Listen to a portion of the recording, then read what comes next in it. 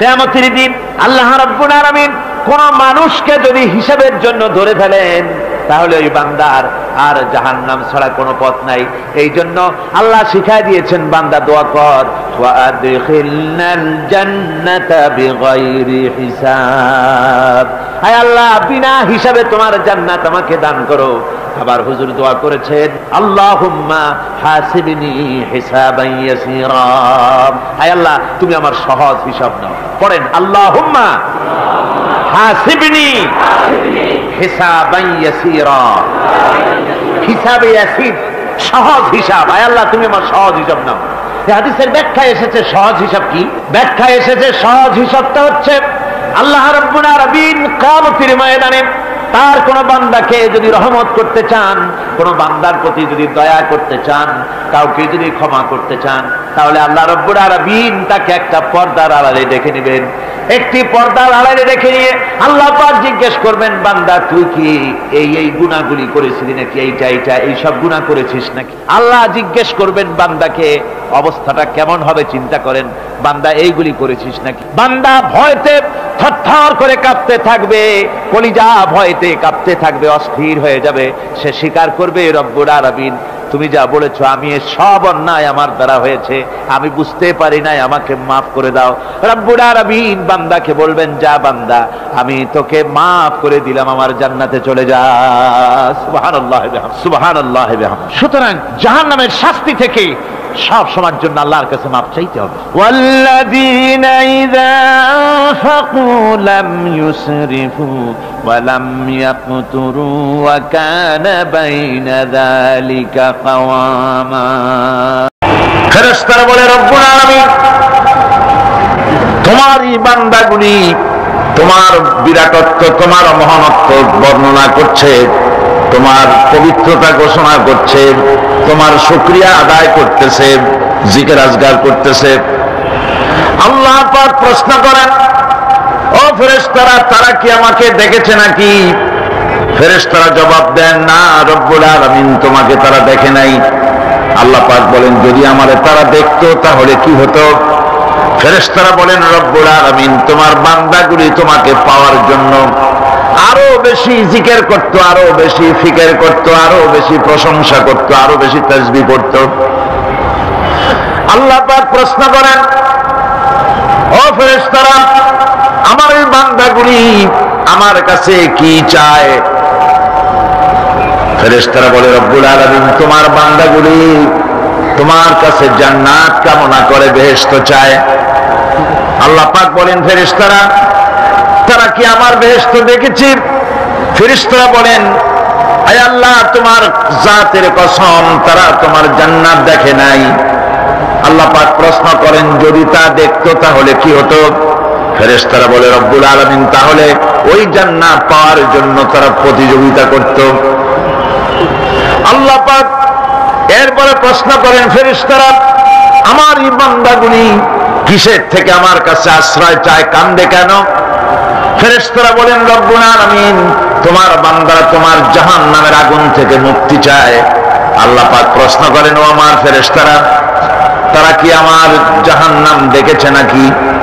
ফেরেশতারা বলে, রব্বুল আলামিন তোমার জাতির কসম করে বলি ওরা তোমার জাহান্নাম দেখে নাই। আল্লাহ পাক বলেন, যদি তা দেখতো তাহলে কি হতো? ফেরেশতারা বলে, রব্বুল আলামিন তোমার জাহান্নাম দেখলে তারা এই জাহান্নাম থেকে বেশি করে ভাগত, এই জাহান্নাম থেকে পানা চাওয়ার জন্য, পরিত্রাণ পাওয়ার জন্য আরো বেশি করে কাঁদত।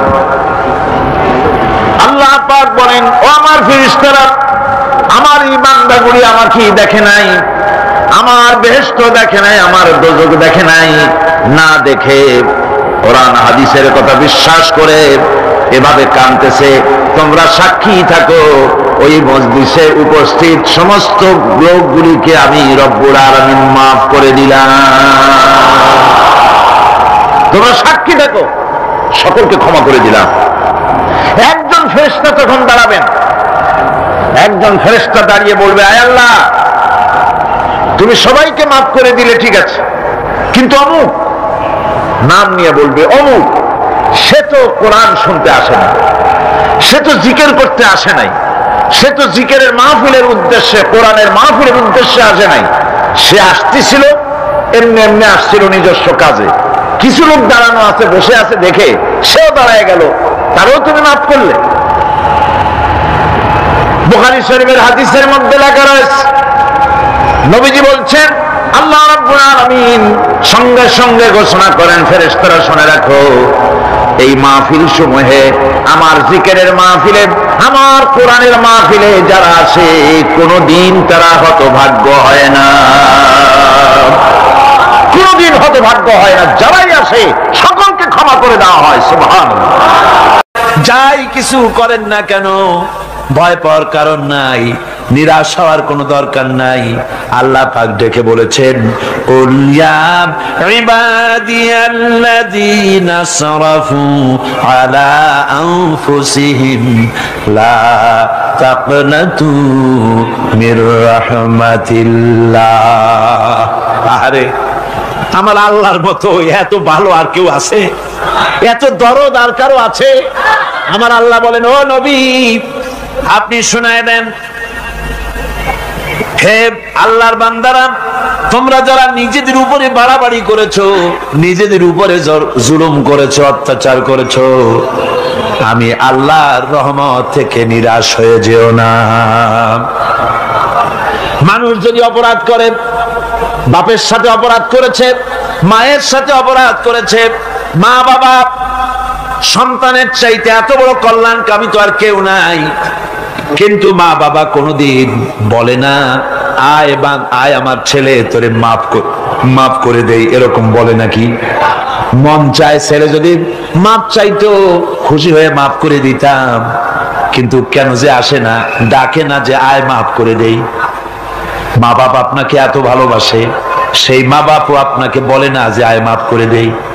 আমার আল্লাহ হচ্ছেন এমন আল্লাহ, আল্লাহ রাব্বুল আলামিন ডাকেন, এ বান্দা খুন করেছিস ফিরে আয়, জিনা করেছিস ফিরে আয়, হত্যা করেছিস ফিরে আয়, চুরি করেছিস ফিরে আয়, কুফরি করেছিস ফিরে আয়, সুদ খেয়েছিস, ঘুষ খেয়েছিস, মদ খেয়েছিস ফিরে আয়, এসে আমার দরবারে চোখের পানি ফেল, আমার দরবারে কাঁদাকাটি কর।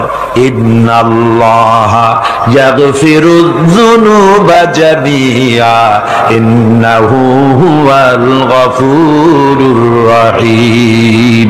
আমার দরবারে চোখের পানি ফেলে কান, আমি রব্বুল আলামিন জিন্দেগীর গুনাহ মাফ করে দেব। সুবহানাল্লাহ কোন, সুবহানাল্লাহ কোন। আমার কাছে কান, চোখের পানি ফেল। আল্লাহ রাব্বুল আলামিনের কাছে বান্দার দুইটা ফোঁটা বেশি প্রিয়। একটা হলো জিহাদের ময়দানে যে রক্ত ফোঁটা দেওয়া হয়, এটা আল্লাহর কাছে প্রিয়। আর আল্লাহর ভয়তে গুনার জন্য লজ্জা করে, অনুশোচনা করে বান্দা যখন চোখের পানি ছেড়ে দেয়, আল্লাহর কাছে এটা অত্যন্ত প্রিয়। নবীজি বলেছেন, বান্দা যখন গুনার ভয়তে, আল্লাহর ভয়তে, জাহান্নামের ভয়তে অনুশোচনা করে যখন চোখ দিয়া পানি ছেড়ে দেয়, ওই চোখের পানি নাকের অর্ধেক আসতে না আসতে আল্লাহ রাব্বুল আলামিন বান্দারে মাফ করে দেন। আল্লাহ বরদাস্ত করতে পারেন না যে বান্দা কান্দু। আমার ভাইরা, আল্লাহ রহমত, এই পৃথিবীতে আল্লাহ রহমতকে 100 ভাগ করা হয়েছে। আল্লাহ রহমতের কত ভাগ? এই 100 ভাগের 1 ভাগ সারা পৃথিবীতে ছড়াই দেওয়া হয়েছে। আর 99 ভাগ কার কাছে? আল্লাহর কাছে। একটা ভাগ দুনিয়া ছড়ানো হয়েছে আদম আলাইহিস সালাম থেকে নিয়ে এই পর্যন্ত, এখান থেকে নিয়ে কিয়ামত পর্যন্ত পৃথিবীতে যত মানুষ আসবে, যত প্রাণী আসবে, তাদের মধ্যে প্রাণী জগতে গাবি তার বাছুরকে ভালোবাসে ঠিক কিনা, হাতি তার বাচ্চাকে ভালোবাসে ঠিক কিনা, মুরগি তার বাচ্চাকে ভালোবাসে কিনা, প্রত্যেক মাই তার সন্তানকে ভালোবাসে মানুষের মতো।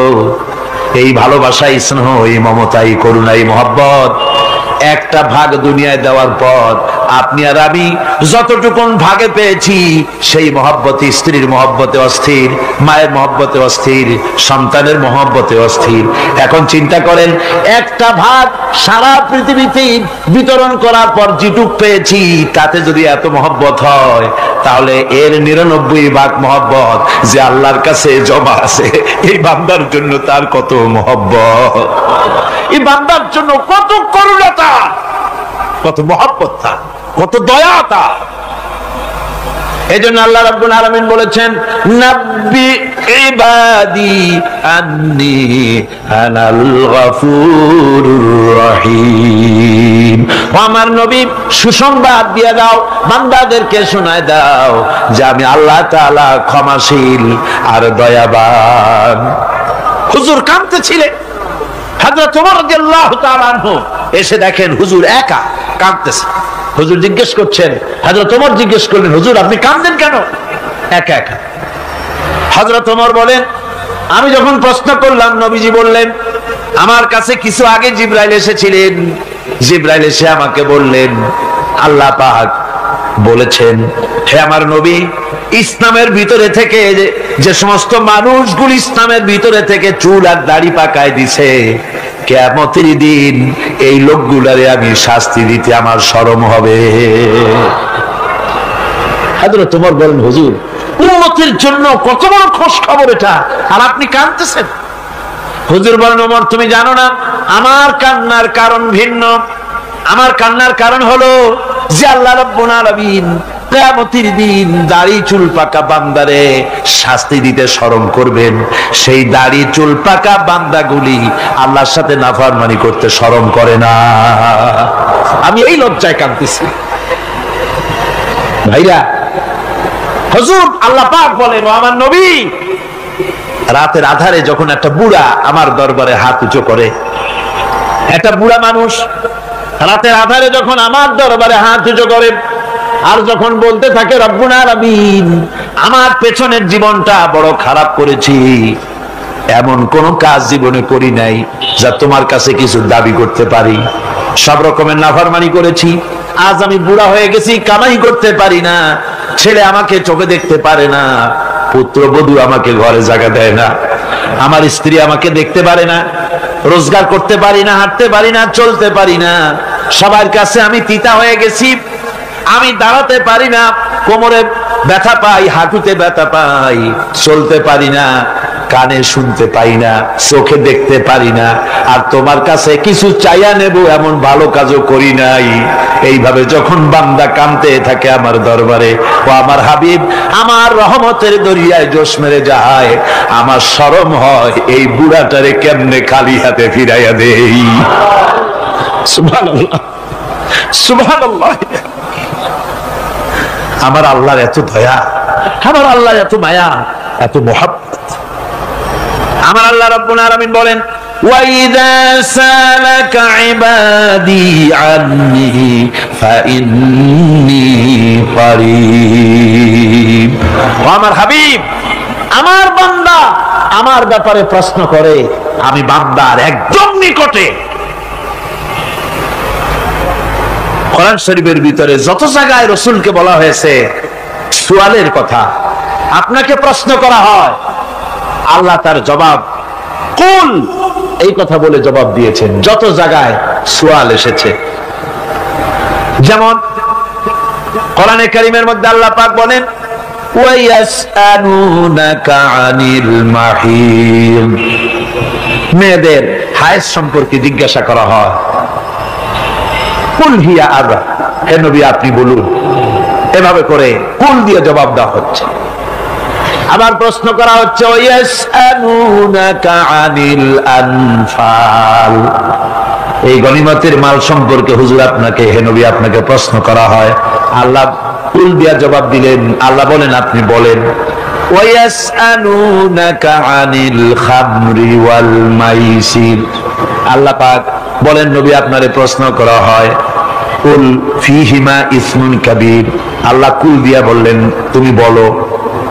আবার বলা হলো, ওয়ায়াসআলুনাকা আনিল আহিল্লা, কুল হিয়া মাওয়াকিতু লিন্নাস। ও নবী, আপনাকে প্রশ্ন করা হয় চাঁদের ক্রমবর্ধমান এবং ক্রমহ্রাস, এই যে বাড়ে আর কমে, পূর্ণিমা হয় অমাবস্যা হয়, কেন হয়?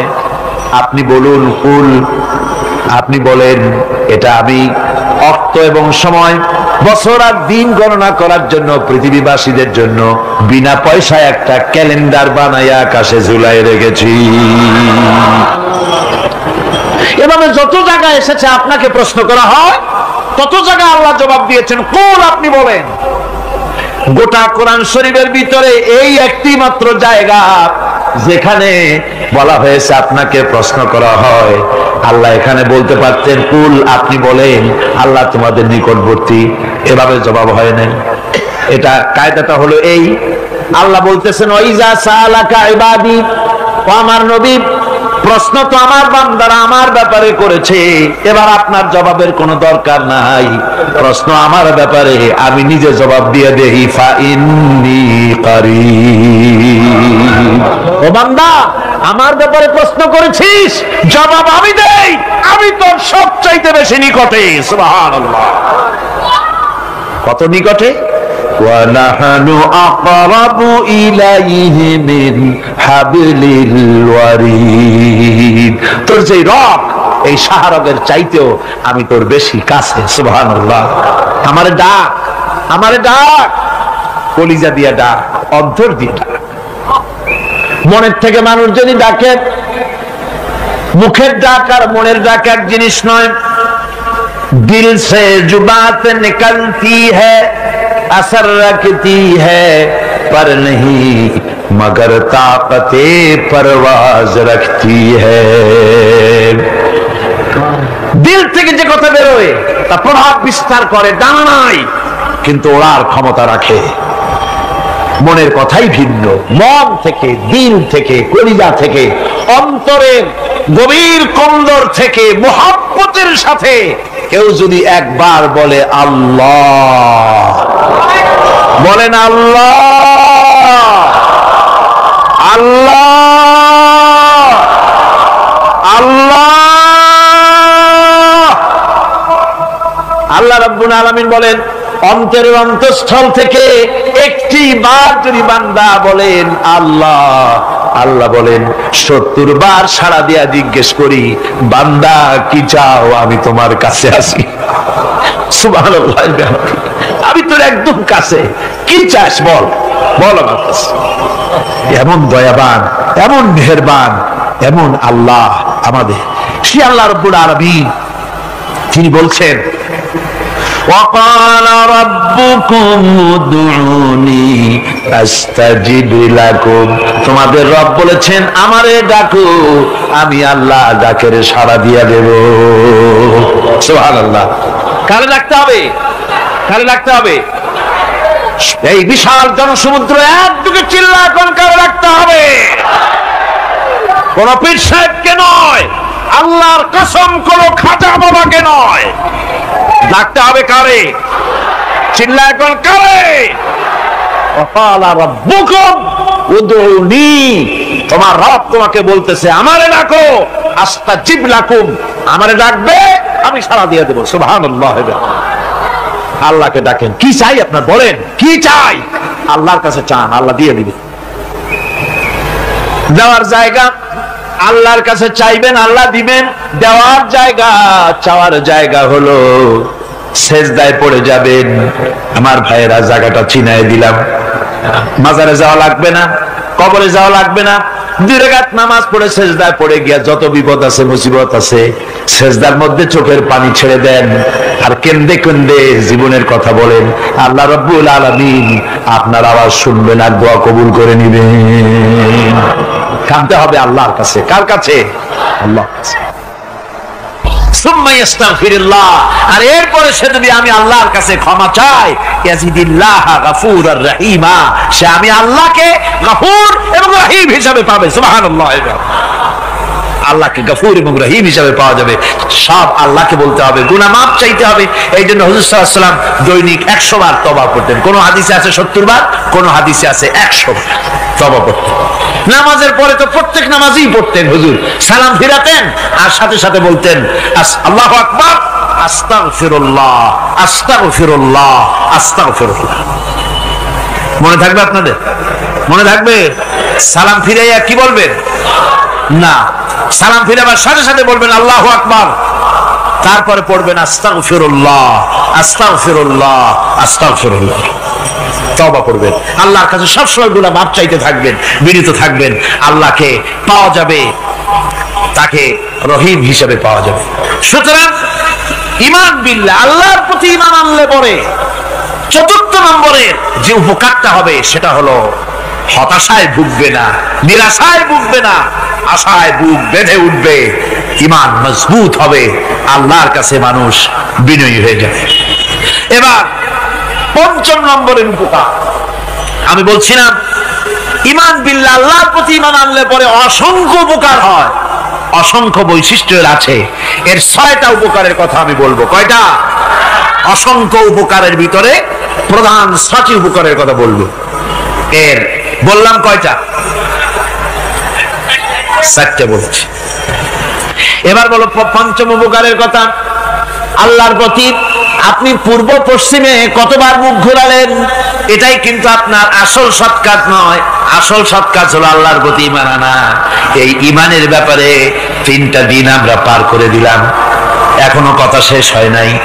আল্লাহর প্রতি ঈমান আনলে পরে যে উপকারটা হবে পঞ্চম নম্বরে, সেটা হলো কঠোর এবং কঠিন বিপদের ভিতরে বান্দার ভিতরে অবিচলতা এবং ধৈর্যের সৃষ্টি হয়ে যাবে। আলহামদুলিল্লাহ। কঠিন বিপদ মুসিবত আসলে পরে সে অবিচল থাকবে। সারা দুনিয়ার বিপদ আপদ, শত্রুতা, দুঃখ, কষ্ট, মুসিবত, জুলুম, নির্যাতন সবকিছু পাহাড়ের মতো উঁচু হয়ে তাকে ঘিরে ফেলবে, কিন্তু তাকে এক চুলও নাড়াতে পারবে না। আলহামদুলিল্লাহ। সারা পৃথিবী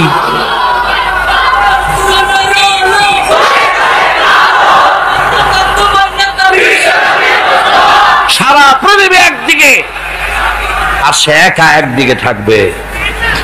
বিরোধিতা তো হবেই, বিপদ তো আসবেই। কবি বলতেছেন, সাথে জাকা রহা হ্যায় अज़ल से ता इमरोज, साथे जाका रहा है अज़ल से ता इमरोज, चरागे मुस्तफावी से शरारे बुलाबीस। সে আবহমান কাল থেকে শুরু করে মুস্তাফা সাল্লাল্লাহু আলাইহি ওয়াসাল্লামের দীপ শিখার সাথে আবু জাহেল, আবু লাহাবের অগ্নিস্ফুলিঙ্গের টক্কর লেগেই আছে। রাসূলুল্লাহ আল্লাহর দেওয়া এই বিধান, এই দ্বীনের বাতিটা টিম টিম করে জ্বলেছে। আর গোরকি, টর্নেডো, হাজার হাজার মাইল বেগে হেরিকেন এসেছে, গোরকি এসেছে, টর্নেডো এসেছে, টাইফুন এসেছে, কিন্তু এই আলো নিবাইতে পারে নাই। সুবহানাল্লাহ। এই আলো নিবাতে পারে নাই। এই শত্রুতা চিরকালের, নিবাতে পারবে না। কারণ হচ্ছে আল্লাহ রাব্বুল আলামিন বলেছেন, ইউরিদুনা লিয়ুতফিউ নূরাল্লাহি বিআফওয়াহিহিম ওয়াল্লাহু মুতিম্মু নূরিহি ওয়ালাউ কারিহাল কাফিরুন। ওরা চায় মুখের ফু দিয়ে আমার আলোকে নিভিয়ে দেবে, কিন্তু আমি আমার আলোকে পূর্ণতা দান করব, তাতে কাফের বেঈমানদের কলজায় যত জ্বালা যন্ত্রণা হোক আমার দ্বীন কেউ মিটাই দিতে পারবে না। সুবহানাল্লাহ। সুতরাং বিপদে অবিচলতা আসবে, সে অটল হবে, মজবুত হবে। কোরআনে কারীম বলতেছে, ওয়া কাযালিকা জাআলনা লিকুল্লি নাবিয়্যিন আদুওয়াম মিনাল মুজরিমিন। এই পৃথিবীতে এমনি করে আমি সকল নবীদের শত্রু বানিয়েছি, সব পাপিষ্ঠ অপরাধীদেরকে। নবীদের সাথে বিরোধিতা করেছে কারা? পাপিষ্ঠরা, অপরাধীরা। আজও খুঁজে দেখেন, আজও ইসলামী আন্দোলনের বিরোধিতা যারা করে সবগুলি কি? পাপিষ্ঠ। সত্য কি না কর? ইসলামী আন্দোলনের বিরোধিতা যারা করে হিসাব করে, চোখ দিয়ে তাকায় দেখেন, খুঁজে দেখেন তাদের নামগুলি। মদখোর, জেনাকার, বদমাশ, মিথ্যাবাদী সবচাইতে সমাজের নিকৃষ্ট লোকগুলি ইসলামের বিরুদ্ধে।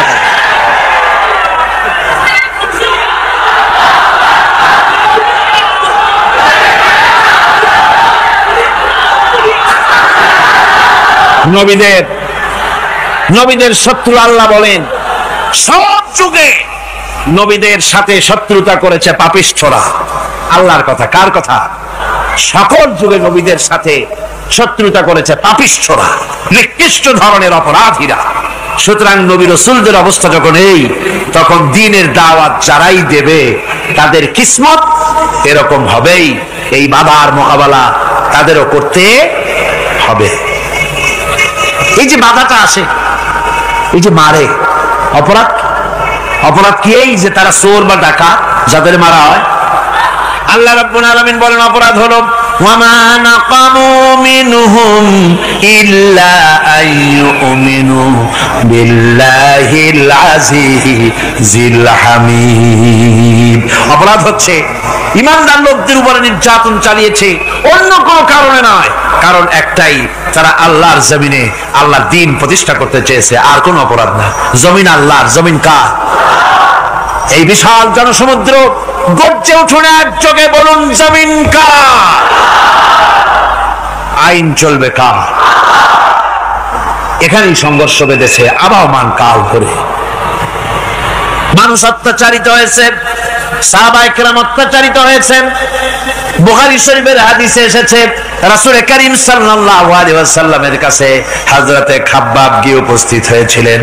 হযরতে খাব্বাব বলেন, হাদিসটা এভাবে লেখা হয়েছে বুখারীতে, ওয়ান খাব্বাব বিন আল-আরিদ রাদিয়াল্লাহু তাআলা আনহু قال شكونا إلى رسول الله صلى الله عليه وسلم وهو متوسد بردة له في ظل الكعبة। রাসূলুল্লাহর কাছে গেলাম, কাবা শরীফের কাছে গিয়ে দেখি নবীজি একটা চাদর গায়ে দিয়ে তিনি আরাম ফরমাচ্ছিলেন কাবা শরীফের ছায়ায়।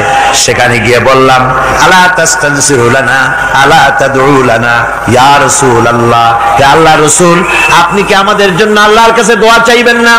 আপনি কি আল্লাহর কাছে আমাদের জন্য সাহায্য চাইবেন না? আমাদের লোকগুলিকে, মুসলমানগুলিকে মারতে মারতে তো শেষ করে ফেলে দিল। তারা আমাদের সুমাইয়াকে মারলো, আমাদের খাব্বাবকে উটের সাথে পায়ের দড়ি লাগায় টানলো, আমাদের খোবায়েবকে তারা আগুনের উপরে চিৎ করে শোয়ায় রাখলো, না খায় রাখতেছে, মারতেছে। কষ্টে তো শেষ হয়ে গেলাম, হুজুর আপনি কি আমাদের জন্য দোয়া করবেন না? হাদিস শরীফে এসেছে নবীজি উঠে বসলেন সোজা হয়ে। নবীজি বলেন, ও আমার সাহাবী, ও খাব্বাব শোনো, তোমাদের আগে এই পৃথিবীতে যারা দ্বীনের দাওয়াত দিতে এসেছিলেন তাদেরকে সমকালীন রাষ্ট্র শক্তি, সমাজ শক্তি তাদেরকে ধরতো। ফায়ুখাজুর রাজুলু, তাদেরকে তারা ধরতো। ফায়ুফারু লাহু ফিল আরদ, আর তার জন্য জমিনের ভিতরে কবর বানাইতো। ওই কবর ফায়ুজালু ফিহা, ওই কবরের ভিতরে তাকে কোমর পর্যন্ত গেড়ে দিত। সুম্মা ইউতা বিল মানশার, এরপরে করাত আনতো। ফায়ুদাউ আলা রাসিহি, এরপরে ওই করাত তার মাথার উপরে রাখতো। ফায়ুজালু নিসফাইন, এরপরে করাত দিয়া চিরে জীবিত মানুষটারে দ্বিখণ্ডিত করে ফেলে দিত। মা ইয়াসুদ্দুহু যালিকা আন দীনিহি, ও আমার খাব্বাব, এত কষ্ট দেওয়ার পরেও সেই যুগের কোন মুসলমানকে, দ্বীনের দায়ীদেরকে আল্লাহর দ্বীন থেকে এক চুলো তারা সরাই দিতে পারে নাই, এক চুলো সরাতে পারে নাই। ওয়াল্লাহি, ও খাব্বাব, আমি আমার আল্লাহর নামে কসম করে বলছি, লা ইউতাম্মান্নাল্লাহু হাযাল আমরা হাত্তা ইয়াসিরার রাকিবু মিন সানা ইলা হাযরামাউত। আমি কসম করে বলি, আল্লাহ রাব্বুল আলামিনের এই সানা থেকে হাজারামাউত পর্যন্ত লোকেরা যাতায়াত করবে, সুন্দরী রমণীরা গমন করবে, সদাগরেরা যাতায়াত করবে, টাকা নিয়া পয়সা নিয়া যাতায়াত করবে। তাদের মনের মধ্যে লুটের ভয়, টাকার ভয়, চুরির ভয়, ডাকাতির ভয়, জেনার ভয়, হত্যার ভয়, ধর্ষণের ভয়, কোনো ভয় থাকবে না। লা ইয়াখাফু ইল্লাল্লাহ, আল্লাহ ছাড়া কোনো ভয় থাকবে না। এমন একটা সমাজ, এমন একটা সময় আসবে। ওয়ালাকিন্নাকুম তাস্তাজিলুন, অথচ খুব তাড়াহুড়ো তোমরা করতেছো। তাড়াহুড়ো করো না, সময় আসবে ইনশাআল্লাহ। আমার ভাইয়েরা, আমার বন্ধুগণ, কঠিন বিপদে অবিচলতা এবং ধৈর্যের দৃষ্টান্ত রেখে গেছেন আম্বিয়া আলাইহিমুস সালাম। সুবহানাল্লাহ। কঠিন বিপদে অবিচলতা, দৃঢ়তা, ধৈর্য কারে বলে, তার দৃষ্টান্ত কারা রেখেছেন? আম্বিয়া আলাইহিমুস সালাম। ওনারাই আমাদের আদর্শ, নবীরাই আদর্শ। সাহাবায়ে কেরাম রিদওয়ানুল্লাহ তাআলা আলাইহিম আজমাইন আমাদের আদর্শ।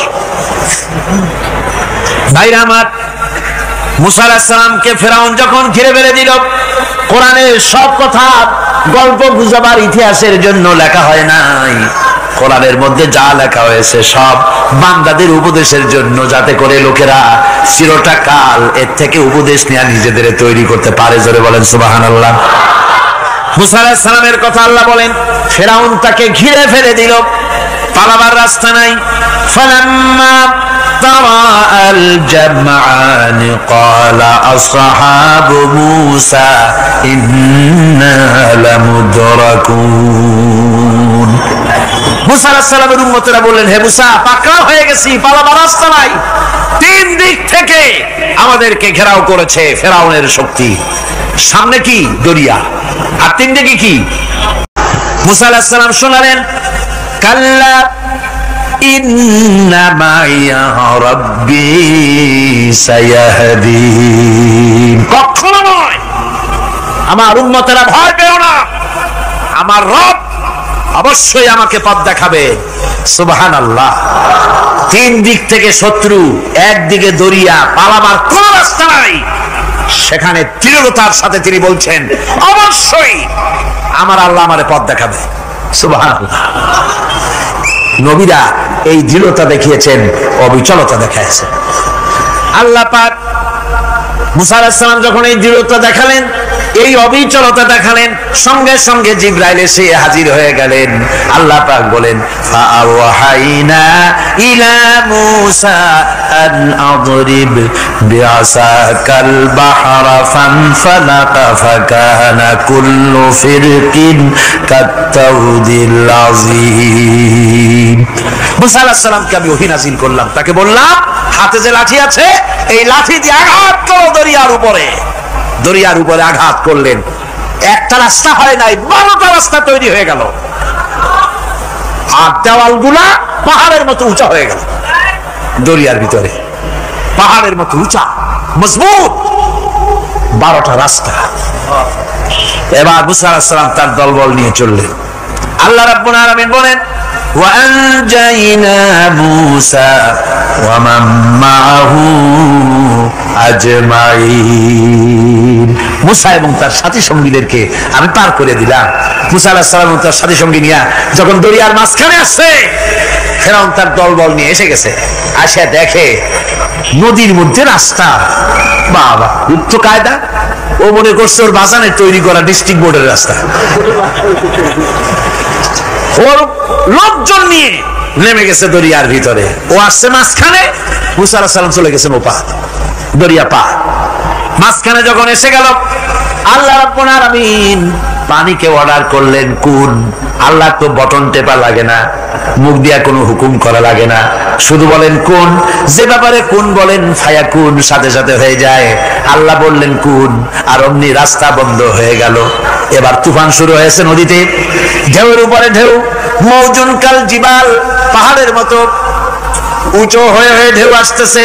দলবল ঘোড়া আর অস্ত্রপাতি যা ছিল সব মরিয়া শেষ।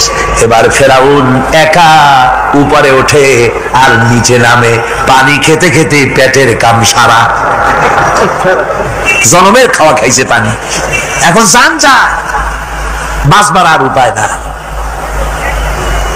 বাঁচবার আর উপায় নাই।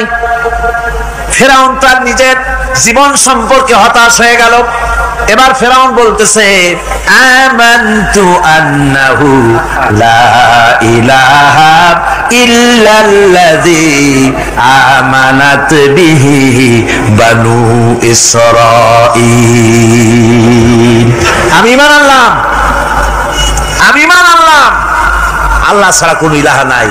ওই আল্লাহর উপর ঈমান আনলাম যে আল্লাহর উপর ঈমান এনেছে বনি ইসরাঈলেরা। আল্লাহ যাতে ঠিক পায় যে কোন আল্লাহর উপর ঈমান আনছে। বনি ইসরাঈলের আল্লাহর উপর ঈমান আনলাম, আল্লাহ এই তো মুসলমান হয়ে গেছি, এরপরও আমার সুবাও কেন? আল্লাহ রাব্বুল আলামিন জবাবে বলেন আল আন, এখন ওয়াকাদ আসাইতা ক্বাবলু ওয়া কুনতা মিনাল মুফসিদিন, এখনই ঈমান আনার কথা বলছো, অথচ যুগের পর যুগ, বছরের পর বছর ধরে আমার মানুষের উপরে মন গড়া আইন চালায়েছো, আমার পয়গম্বরের সাথে বেয়াদবি করেছো, আজ তোমাকে আমি ছাড়ছি না, তোমাকে আজকে ছেড়ে দেব না, আমি তোমাকে মারব। আর সমস্ত প্রাণীগুলিকে, স্থলচর প্রাণীগুলিকে আল্লাহ পাক অর্ডার দিয়া দিলেন, এই ফিরআউনের লাশকে ডুবাবি না, পচাবি না, খাবি না, আল-ইয়াওমা নুনাজ্জিকা বিবাদানিক, আমি তোমার শরীরে বাঁচাই দেব, পোকে খাবে না, পানিতে পচবে না, মাছে খাবে না, কুমিরে খাবে না, দুনিয়ার কোন পশুতে খাবে না, আমি তোরে শুটকি বানাইয়া রাখবো, যাতে করে দুনিয়ার সমস্ত ফেরাউন যত যুগে যুগে আসে তোরে দেখে যেন হেদায়েত নিতে পারে। ফেরাউনকে আল্লাহ শুটকি বানায় রাখছে। আমার হিজরতের রাতে সওর পাহাড়ের ভিতরে যখন তিনি আশ্রয় নিলেন, হযরতে আবু বকরের সাথে ছিলেন। হযরতে আবু বকর রাদিয়াল্লাহু তাআলা আনহু বলেন, হুজুর আপনি দাঁড়ান, এটা তো পাহাড়িয়া গুহা, গুহার ভিতরে সাপ থাকতে পারে, বিচ্ছু থাকতে পারে, আমি আগে ঢুকি, বিপদ যদি হয় আমার উপর থেকে হয়ে যাক। গুহার ভিতরে নেমে গুহা সাফ করলেন, এরপরে হুজুরকে ডাকলেন, হুজুর তাশরীফ নিলেন গুহার ভিতরে। এরপরে হুজুর বললেন, আবু বকর পাহাড়ে হেঁটে হেঁটে 2-3টা পাহাড় পাড়ি দিয়া যাওয়া লাগে, সোর পাহাড়ে। মদিনার সোজা রাস্তা হুজুর ধরেন নাই, মেসফালার পথ দিয়া, জাবালে কেদোয়ার উপর দিয়া 3টা পাহাড় পাড়ি দিয়া তারপরে হুজুর গেলেন সোর পাহাড়ে। গুহার ভিতরে হুজুর তাশরীফ নিলেন, বললেন, আবু বকর তুমি বসো, তোমার উরুর উপরে মাথা রেখে আমি একটু আরাম করি। হযরতে আবু বকর বসলেন, হুজুর তার উরুর উপরে মাথা রেখে ঘুমায় গেলেন। আর এরপরে কাফির বেঈমানেরা তালাশ করতে করতে কাফেররা এসে গেল পায়ের চিহ্ন দেখে দেখে গর্তের কাছে। হযরত আবু বকর ভয়তে কেঁদে ফেললেন, আরে আর তো উপায় নাই, এবার তো ধরা পড়ে গেছি, এবার নবীজিকে মেরে ফেলে দেবে। নবীর মহব্বতে, নিজের মহব্বতে নয়, নবীর মহব্বতে কাঁদছিলেন। হুজুর বলেন, হুজুরের ঘুম ভেঙে গেল। বলো, আবু বকর কাঁদো কেন? ছেলের কথা, মেয়ের কথা, বিবির কথা, বাড়ির কথা মনে পড়লো নাকি? হযরত আবু বকর বলেন, ইয়া রাসূলুল্লাহ, আল্লাহর কসম করে বলি, যেদিন ঈমান এনেছি এই কলিজার ভিতরে মা বাপ, স্ত্রী, পুত্র, পরিজন, এমনকি আমার নিজের জীবনের চাইতে আপনারে বেশি ভালোবাসি। কাঁদো কেন? কাঁদো কেন? হযরত আবু বকর বলেন, হুজুর ধরা পড়ে গেছি, কাফেররা এসে গেছে, গর্তের কাছে তাকালি আমাদের দেখতে পাবে, আমরা তো মাইনরিটি, ওরা তো মেজরিটি, আমরা তো ধরি মারি ফেলাই দেবে, আপনাকে মেরে ফেলে দেবে, এই জন্য কাঁদি। আল্লাহ রাব্বুল আলামিন, হুজুর তখন কি দৃঢ়তা, কি অবিচলতা, কি ধৈর্যের পাহাড় সম মনোবৃত্তি তখন দেখালেন। আল্লাহ কোরআন শরীফে চিরকাল যাতে মানুষেরা হেদায়েত নিতে পারে সেজন্য হুজুরের কথা উঠায় দিলেন কোরআনে। আল্লাহ পাক বলেন, ইযহুমা ফিল গার ইয ইয়াকুলু লিসাহিবিহি লা তাহজান ইন্নাল্লাহা মা'ানা। ও বন্ধু, ভয় পেও না, আল্লাহ আমাদের সাথে আছেন। সুবহানাল্লাহ, আল্লাহ আমাদের সাথে আছেন। আমরা মাইনরিটি নই, আমরাই মেজরিটি। আল্লাহ আছে আমার সাথে, ভয় পাওয়ার কোনো কারণ নেই। সুবহানাল্লাহ। আল্লাহ পাক বলেন, فأنزل الله سكينته عليه وأيده بجنود لم تروها। আমি এদের অন্তরের ভিতরে আমি শান্তি নাজিল করে দিলাম, প্রশান্তি দিয়া দিলাম, আর আমি সাহায্য করলাম, আর এমন সব সৈন্য পাঠায় দিলাম যে সৈন্যগুলি তোমরা দেখতে পাও নাই। সুবহানাল্লাহ ওয়া বিহামদিহি। ভাইরা আমার, রাসূল করিম সাল্লাল্লাহু আলাইহি সাল্লাম এই বিপদের মাঝে, চরম বিপদের মাঝে অবিচলতা, দৃঢ়তা, কঠিন আত্মনির্ভরতা দেখিয়েছেন। এগুলি হলো ঈমানের পঞ্চম নম্বরের উপকারিতা। আল্লাহর প্রতি ঈমান আনলে এভাবে পাহাড় সম ঈমান মজবুত হয়ে যায়। জেলের পরোয়া করি না, ফাঁসির পরোয়া করি না, শহীদ হওয়ার পরোয়া করি না, মেরে ফেলে দেবে, উড়ায় দেবে, হত্যা করবে, পরোয়া করি না। পরোয়া করি কেবলমাত্র কাকে? জনে বলেন কারে? এইরকম মুসলমান হাজার হাজার লাখ লাখ দরকার নাই, 313 জন যথেষ্ট। কয়জন যথেষ্ট? 313 জন যথেষ্ট।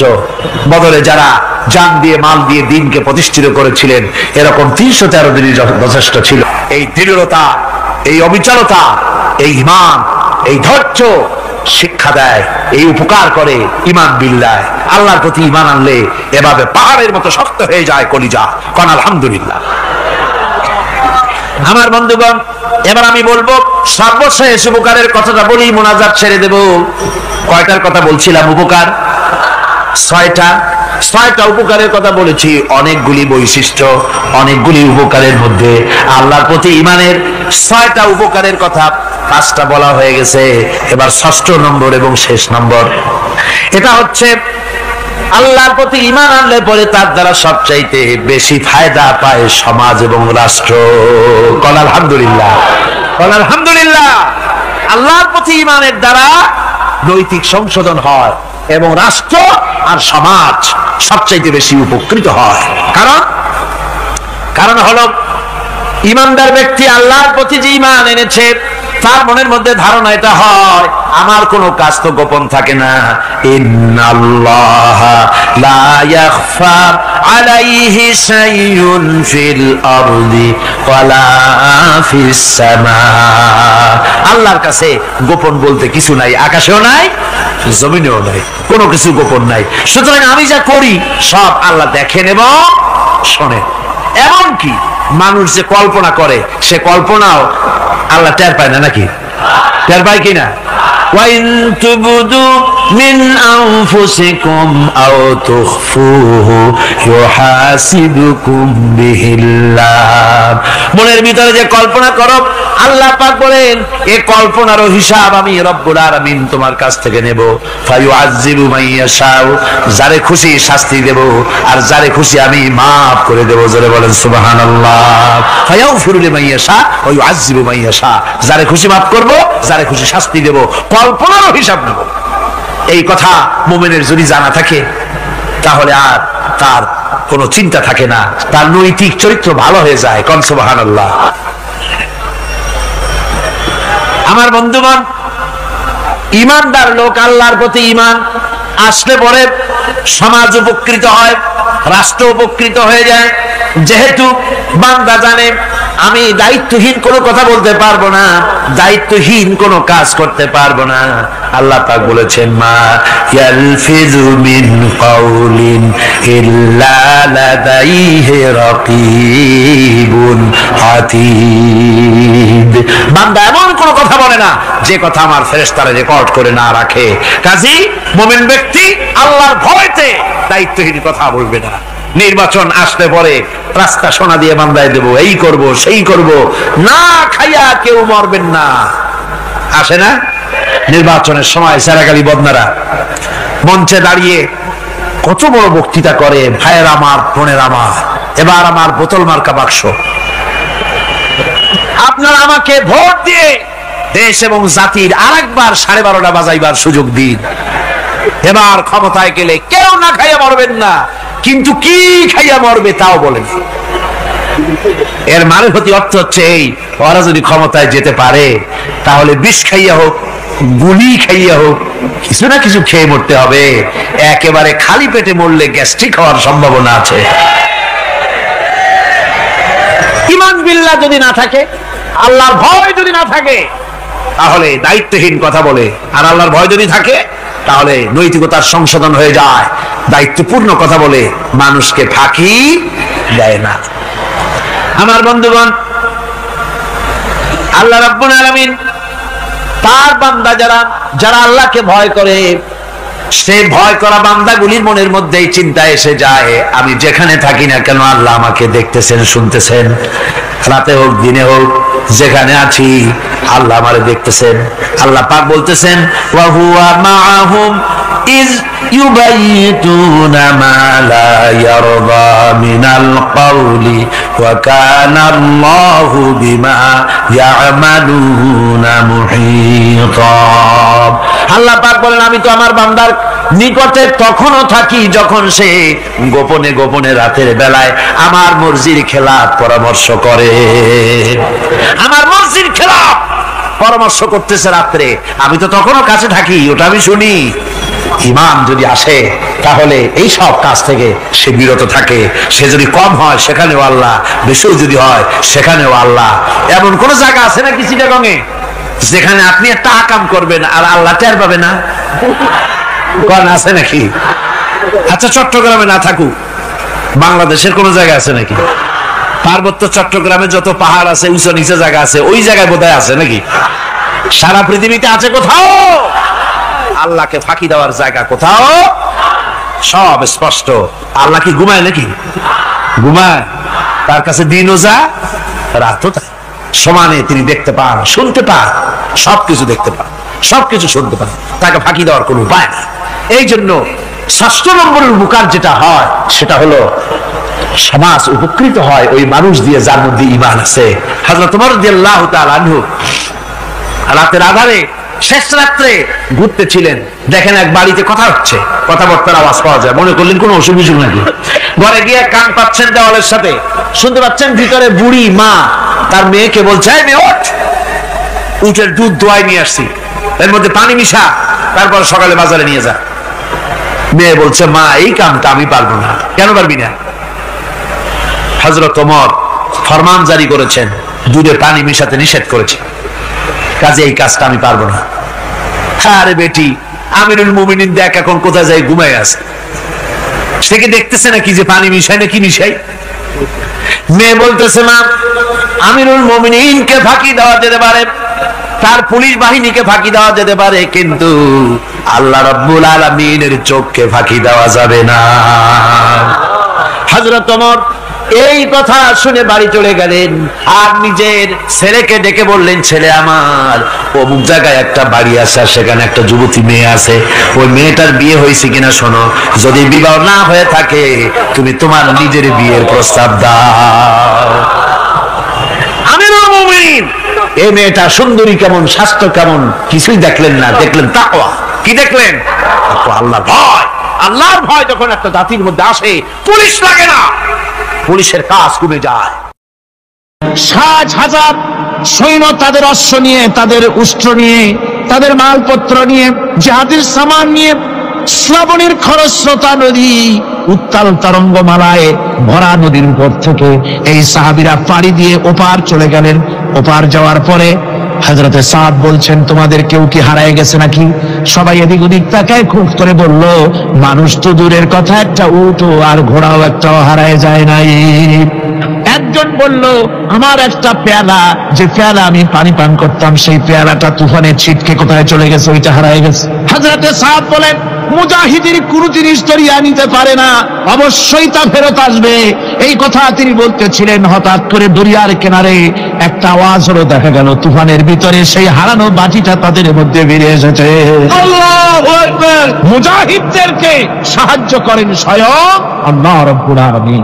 আফ্রিকার জঙ্গলের কাছে ভিন্ন ইতিহাস, জঙ্গলের কাছেই মুসলমানদেরকে থাকতে দেওয়া হয়েছিল। মনে করা হয়েছিল জঙ্গলের সমস্ত হিংস্র প্রাণীরা এই মুসলমানদের শেষ করে দেবে, যুদ্ধ করা লাগবে না। হযরতে সাদ সে অবস্থা বুঝতে পারলেন, তিনি একটা মঞ্চ তৈরি করলেন। সেই মঞ্চের উপরে দাঁড়ায় জঙ্গলের প্রাণীদের দিকে লক্ষ্য করে তিনি নোটিশ জারি করে দিলেন, বললেন, ইয়া আইয়াতুহাল হাশারাতু ওয়াস-সিবাউ নাহনু আসহাবু রাসূলুল্লাহ সাল্লাল্লাহু আলাইহি ওয়াসাল্লাম। হে জঙ্গলের হিংস্র প্রাণীরা, আমরা আল্লাহ রাসূলের সাহাবী। ফাইন্না নাজিলুনা ওয়ামান ওয়াজাদনা বাদাহু কাতালনাহু। আমরা রাসূলের সাহাবী, এইখানে আল্লাহর দ্বীনকে কায়েম করার জন্য আমরা এসেছি আল্লাহর কলেমার আওয়াজ নিয়ে। আমরা এখানে রাত কাটাবো। সুতরাং এই জঙ্গলের ভিতরে হিংস্র প্রাণী যত আছো সব আমাদের এই জায়গা ছেড়ে অন্যত্র চলে যাও।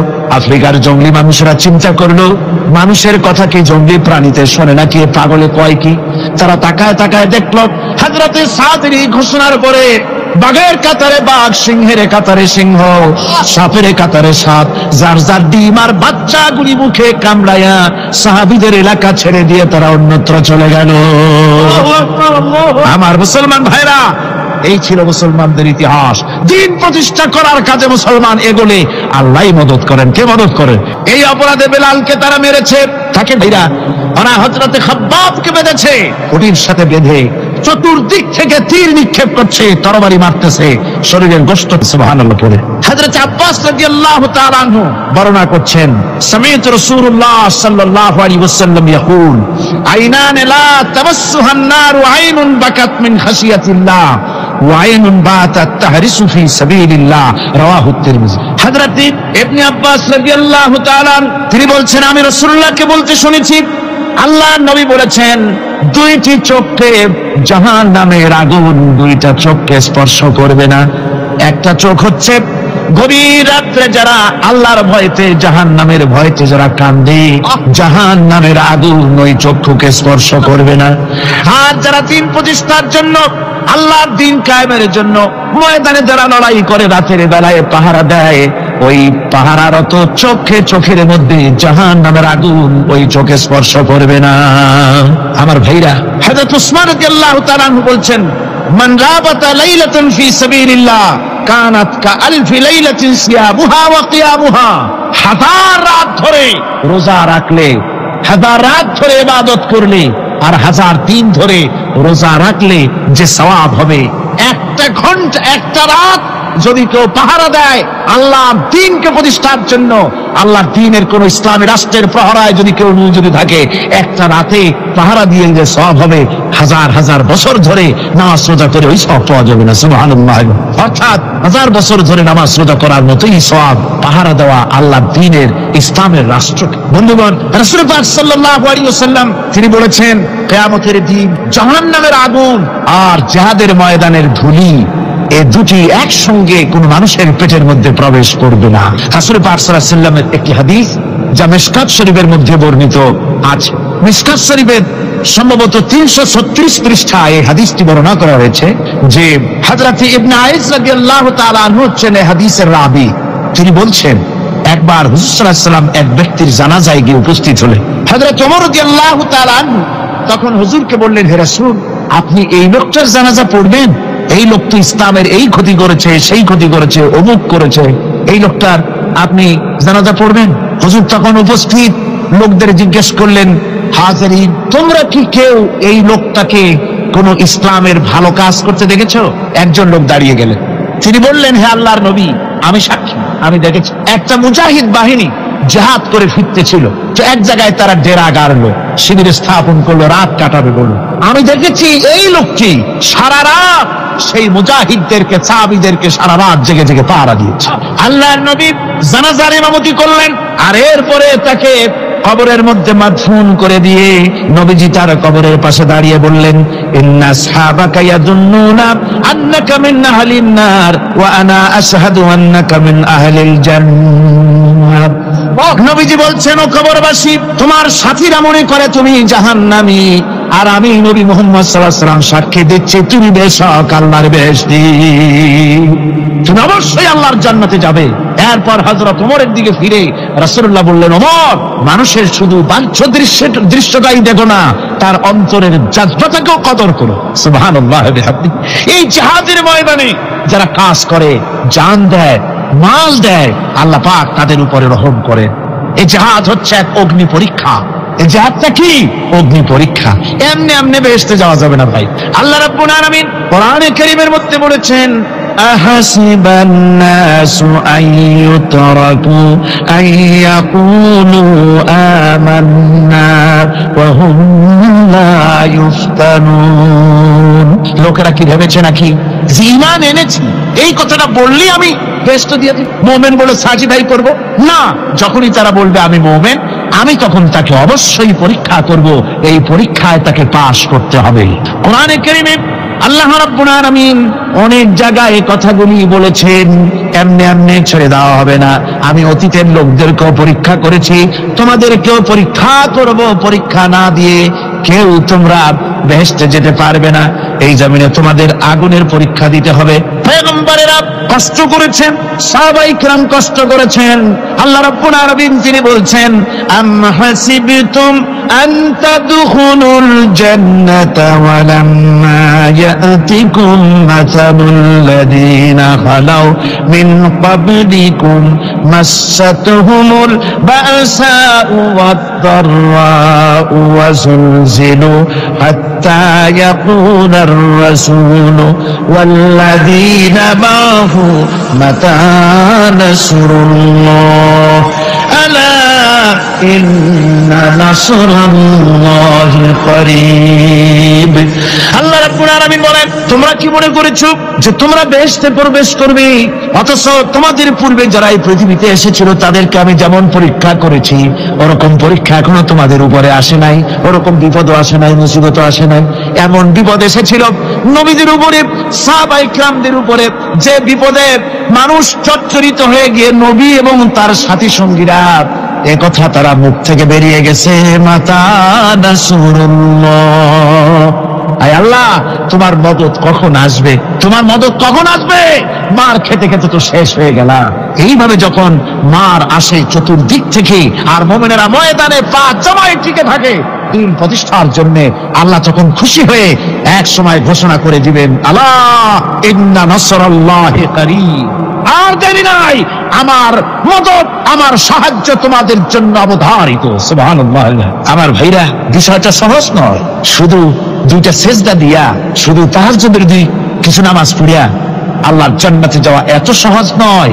রাস্তা খুব কঠিন, রাস্তা খুব।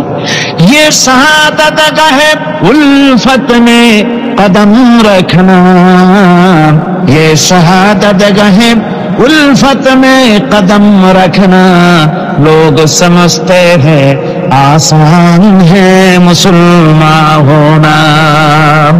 এটা হলো শাহাদাতের উত্তপ্ত ময়দানে পা রাখা। লোকেরা মনে করে ইসলাম গ্রহণ করা, মুসলমান হওয়া বুঝি বড় সহজ ব্যাপার। এত সহজ না। আমরা হানফি মাসলাকের লোক, ইমাম আবু হানিফার মাসলাক অনুযায়ী চলি। আমরা মনে করি বেহেশতে এমনি যাব, কিন্তু আমাদের ইমাম সাহেব কি করছেন ওই ইতিহাস আমাদের জানান। খাজা বাবার মহব্বতে অস্থির। রজব মাস আসলে পরে বড় বড় ডেক্সি চড়ায়, সেই ডেক্সির উপরে লাল শালু বিছায়, তারপরে টাকা পয়সা রোজগার বহুত করে। আসলে তো খাজা না, আসলে হচ্ছে ইয়া খাজা কুস্তু আজা, পেট তো ভরে যায়। পেট ভরার জন্য পয়সা করে ইনকাম করা। খাজার লা ইলাহা ইল্লাল্লাহ এই চিশতিয়া তরিকার জিকির গ্রহণ করা হয়েছে, কিন্তু চিশতিয়া তরিকা যে আরেকটা আছে, কারাগার পর্বতে পৃথিবীরাজের সঙ্গে লড়াই করা, সেইটার কাছে নেই আমরা, সেটা নেই। ইমাম আবু হানিফা শুধু মস্তাই বলেন নাই, দিন প্রতিষ্ঠার জন্য রক্ত দিয়েছে, ঠিক কিনা? 8 বছর, 8টি বছর পর্যন্ত কারারুদ্ধ ছিলেন। তাকে জিজ্ঞেস করা হয়েছে, ইমাম সাহেব জেলের মধ্যে তো আছেন, কষ্ট হয়? ইমাম সাহেব বলেছেন, না কষ্ট হয় না, তবে মাঝে মাঝে একটু কষ্ট হয় মনে। 2-4 মাস পর পর আমার বুড়ি মাকে এনে হাজির করা হয় জেলখানার মধ্যে, আর আমার মায়ের সামনে আমাকে পেটানো হয়, যেন মা আমাকে বলে যে এদের সাথে একমত হয়ে যা, সেই জন্য পেটানো হয়। তা আমার মা আমার মায়ের দেখে, আর মায়ের চোখ থেকে পানি পড়তে থাকে, তখন আমার মনে বড় কষ্ট লাগে। তবে আলহামদুলিল্লাহ মা আমার এমন, আমার মা দেখেন আর হজম করেন। সর্বশেষ যে ব্যক্তি জাহান্নাম থেকে মুক্তি লাভ করবে তাকে আল্লাহ পাক বলবেন, ফেরেশতাদেরকে বলবেন, আমার ফেরেশতারা আমার এই বান্দাকে জান্নাত এবং জাহান্নামের মাঝখানে রেখে দাও। জান্নাত এবং জাহান্নামের মাঝখানে লোকটি যখন থাকার জায়গা পাবে, সে জান্নাতের দিকে তাকায়া দেখবে আর কাঁদতে থাকবে।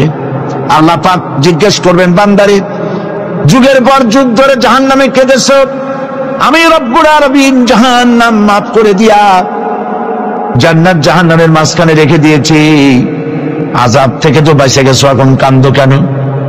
লোকটি বলল, রব্বুল আলামিন, কান্দি এই কারণে জাহান্নাম থেকে মাফ করেছো, তোমার শুকরিয়া আদায় করি। জান্নাত তো আমার কপালে নাই, কিসমতে নাই, কিন্তু জান্নাত আমি এখান থেকে দেখতে পাচ্ছি। জান্নাতের সুঘ্রাণ আমার নাকে আসতেছে, কপালে নাই যাওয়ার। আমি কাঁদি এই জন্য, তুমি যদি মেহেরবানি করে আমাকে জান্নাতের দরজার কাছে একটু দাঁড় করায় দিতা, প্রাণ ভরে তোমার জান্নাতের দৃশ্যটা একটু দেখতা। আল্লাহ পাক তার আরজি পূরণ করবেন, বলবেন যাও, ফেরেশতাদের বলবেন এর জান্নাতের দরজার কাছে দাঁড় করায় দাও। জান্নাতের দরজার কাছে দাঁড়িয়ে লোকটি আবার কান্না শুরু করবেন। আল্লাহ পাক প্রশ্ন করবেন, এবার কান্দো কেন? লোকটি বলবে, রব্বুল আলামিন, কান্দি এই কারণে জান্নাতের এই দরজায় দাঁড়াইয়া জান্নাতের অফুরন্ত নেয়ামত কিছুই ভালো করে দেখা যায় না, শুধু অল্প জায়গা দেখি। যদি তুমি আমারে দয়া করে জান্নাতের মাঝখানে দাঁড় করায় দিতা, চতুর্দিকে তাকায়া তাকায়া দেখা কলিজারে ঠান্ডা বানাইতাম।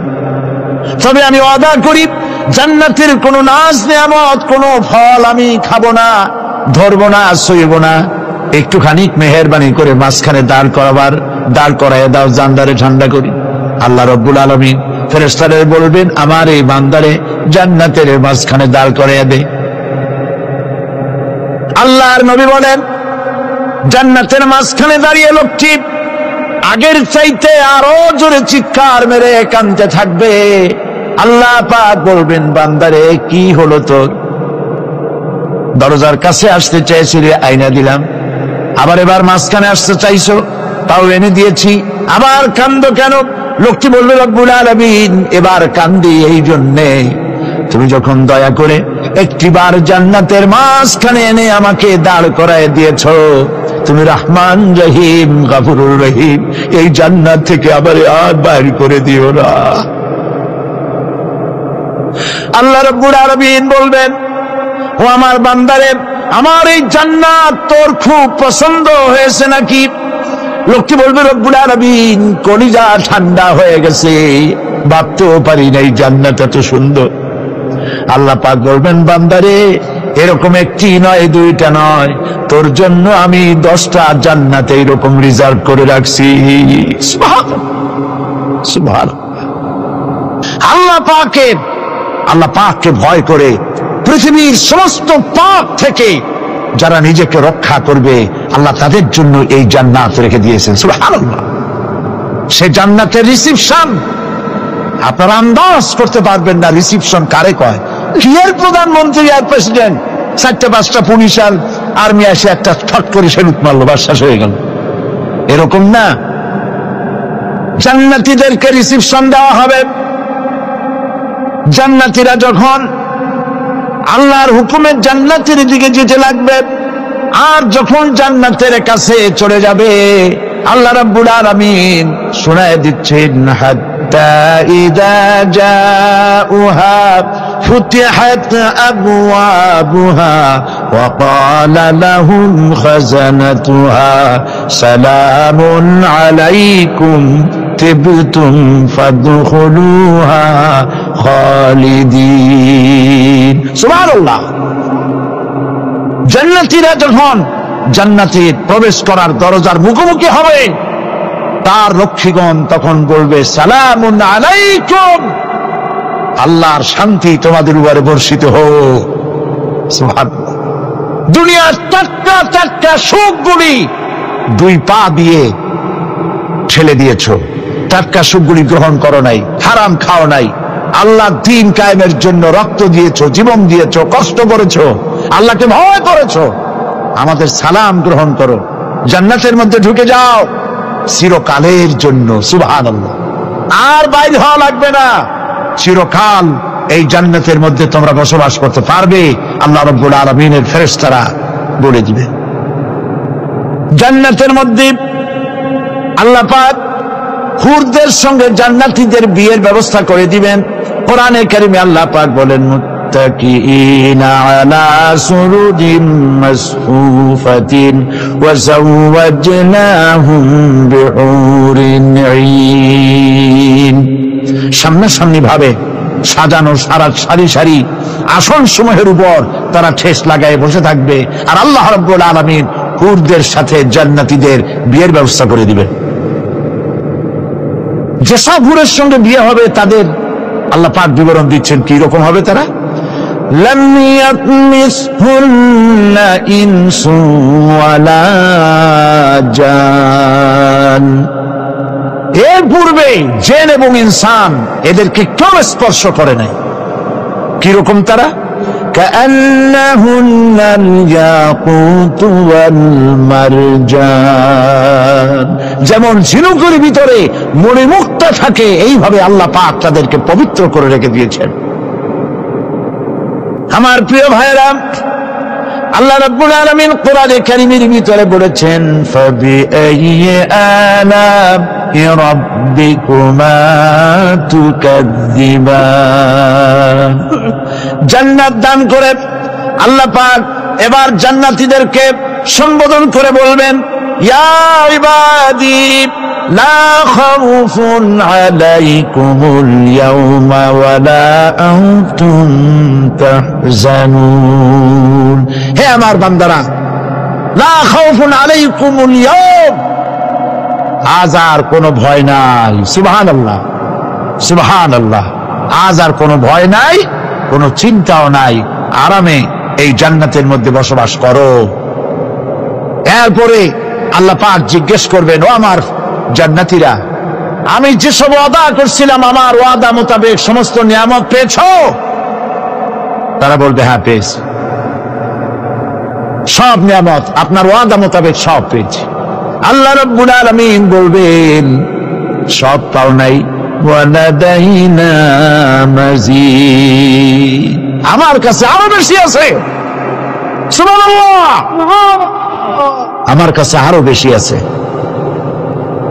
জান্নাতীরা বুঝবে না সে আরো বেশিটা কি, এর থেকে আর বেশি কি। প্রিয় ভাই সব, নবী করিম সাল্লাল্লাহু আলাইহি ওয়াসাল্লাম বলেছেন জান্নাতের সুখ আর শান্তি কোন চোখ নাই যা দেখেছে, যা কোন অন্তঃকরণ নাই যা কল্পনা করতে পেরেছে। এই জান্নাত মুত্তাকিদের জন্য আল্লাহ রাখছেন। সুবহানাল্লাহ। জান্নাতীরা ভাবতেও পারবে না সেই নিয়ামতগুলি কি। প্রিয় ভাই সব, সেই মুহূর্তে আল্লাহর নবী মুহাম্মদ রাসূলুল্লাহ সাল্লাল্লাহু আলাইহি ওয়াসাল্লাম বলবেন রব্বুল আলামিন, আমার উম্মতেরা জান্নাতীরা বুঝতে পারে নাই আপনার কাছে কি নিয়ামত আরো বেশি আছে। আমার এই উম্মতেরা জান্নাতীরা আপনার ওয়াদা মোতাবেক সব পেয়েছে, কিন্তু একটি জিনিস এখনো তাদের কিসমতে হয় নাই। সেই জিনিসটা হলো যারা তার রবকে না দেখে শুধু কোরআন আর হাদিসের কথা শুনে আরবের ঘুম হারাম করে তাহাজ্জুদের নামাজ আদায় করেছিল, চোখের পানি ফেলেছিল, যারা জান্নাত দেখে নাই, জাহান্নাম দেখে নাই, আপনাকে ভয় করে যারা জীবন পরিচালনা করেছিল, যারা আপনাকে দেখে নাই, না দেখে শুধু কোরআন হাদিস বিশ্বাস করে যারা অকাতরে নিজেদের জীবন বিলায় দিয়েছিল, এই জান্নাতীরা এখন পর্যন্ত তার রবকে দেখতে পারে নাই। আল্লাহ রাব্বুল আলামিন তার সামনে থেকে ৭০,০০০ পর্দা সরে যাবে। আল্লাহ পাক বান্দাদের আরজি পুরা করার জন্য জান্নাতীদের সামনে তিনি জালোয়া ফরোজ হবে। কোরআন শরীফের ভিতরে আল্লাহ পাক বলে জান্নাতীরা তারা আল্লাহর দিকে, জান্নাতীরা তার রবের দিকে তাকিয়ে থাকবে, আর রব তার বান্দাদের দিকে তাকায়া থাকবে। প্রাণ ভরে জান্নাতীরা রবকে দেখবে, সুবহানাল্লাহ, আল্লাহ পাককে দেখবে। প্রাণ খুলে আজ দোয়া করি রব্বুল আলামিন, জান্নাতের যেই পরিবেশে যেই জায়গায় তুমি দয়া করে তোমার গোলামদেরকে তুমি নিজেই দর্শন দিবে, দেখা দিবে। মনিব ও আমাদের রব, আজ এই বিশাল জনসমুদ্র নিয়ে তোমার দরবারে আবেগ ভরা কণ্ঠে বলি, যেই অনুষ্ঠানটি তুমি এমন মুবারক অনুষ্ঠান করবে, যেখানে তুমি জান্নাতীদেরকে দেখা দিবে। ওই জান্নাতের কোন একটি, ওই অনুষ্ঠানের কোন একটি কোনায় কানায় আমাদেরকেও দাঁড় করাইয়া দেখান তো।